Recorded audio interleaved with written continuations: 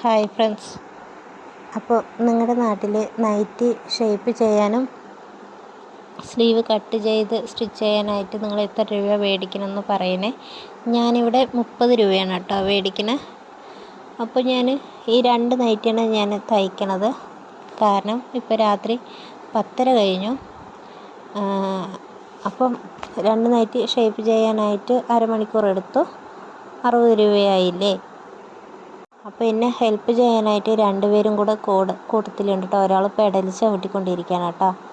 ഒരാൾ ഞാനവിടെ നൂല് വെച്ചിട്ടുണ്ടായിരുന്നു, അതെടുത്തുകൊണ്ട് ഓടി. അപ്പോൾ അത് മേടിക്കാൻ ഒരാൾ പോയിരിക്കുകയാണ്. അപ്പോൾ ഞാൻ ഇതുപോലെ ഷേപ്പ് ചെയ്യാൻ കിട്ടുന്നതാണ് കൂടുതലായിട്ട് മേടിക്കണത്.